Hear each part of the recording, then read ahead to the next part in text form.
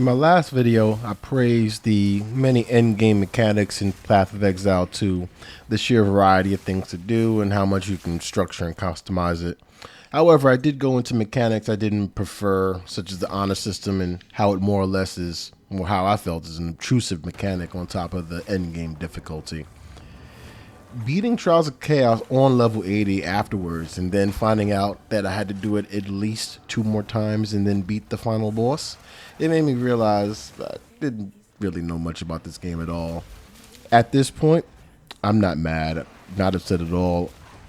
It was an understanding that I had so much more to go with regard to just understanding the mechanics overall and perfecting it if I really wanted to take it there. Spending more time with the game hasn't changed my previous opinions. However, there are 3 things that made me change the way I approach this game and overall view it.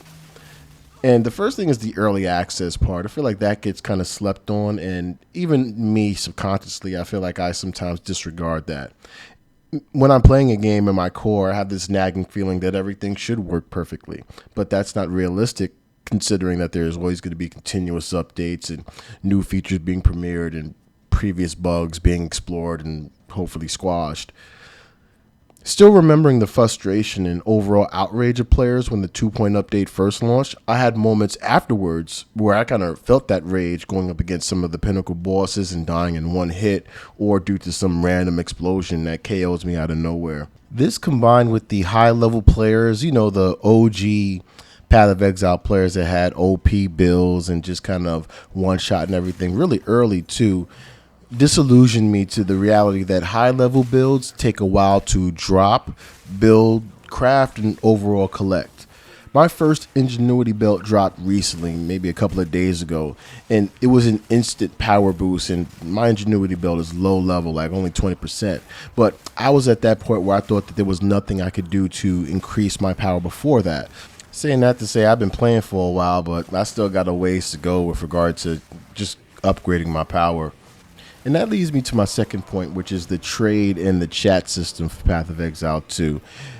POE2 has a trader webpage where you can locate items that you want that other players are selling and directly purchase it from them for whatever divines, exalts, or whatever currency they want in return. I actually got my first Tangle Tongue this way as someone randomly in the chat was selling a double socket full quality spear for just 1 divine, and I think I had 2 at the time, so I figured it was worth it. And it was. It actually, the weapon I currently use, it's the most powerful spear I have, notwithstanding all the spears I collected, but hands down the fork and critical hits just takes it over the top. Anyway, the point is, looking at my collection initially made me realize that there's no reason to rush this game and the season overall. I've mainly played on my Amazon this season.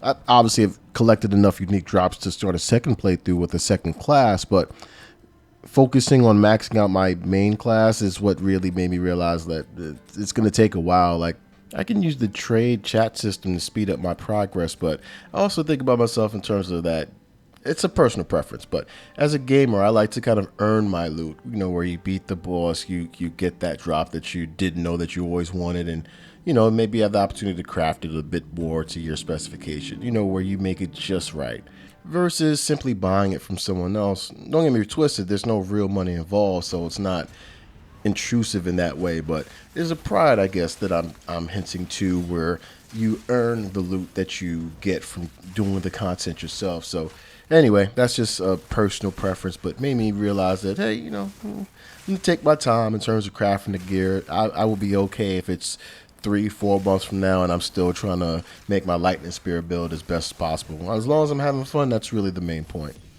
And the final point I wanted to touch on is the time invested.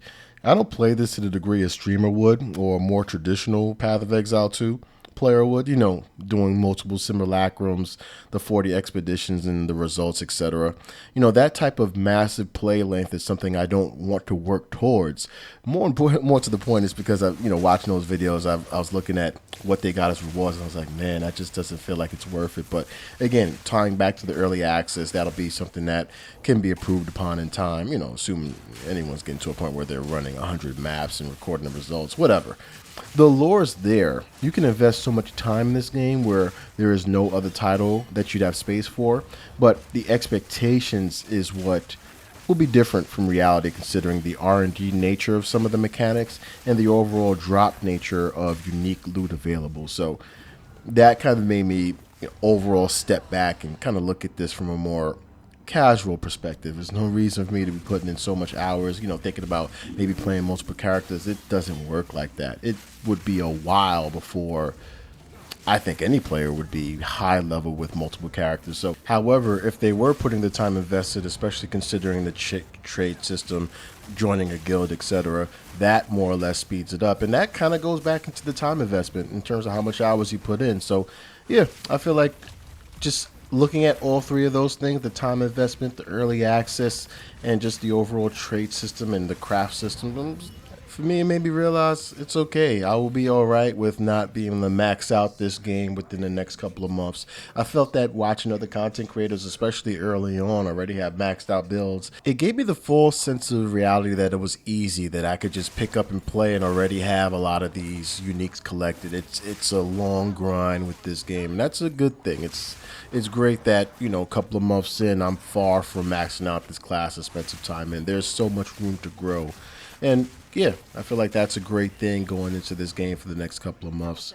And that's it. That's really wanted to make the point with this video. It's been a while since I've uploaded something and just wanted to provide a bit of a status update.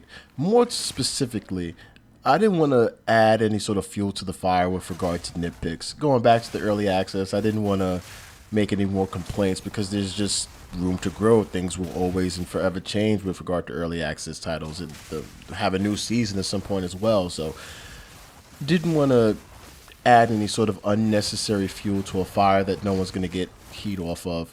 Thought it'd be best to take a step back and analyze, and more importantly, play some other titles and kind of appreciate different types of gameplay. Because getting immersed in POE2, I give POE2 this. It's very immersive. You can definitely throw yourself full in with regard to all of the mechanics, the different classes, and just get lost for hundreds of hours. But it also comes with that frustration when things don't necessarily go your way. That's why I thought it was important to try some other shit, play some other games, and get back to basics on why I like making game videos to begin with. So, yeah, that's my update.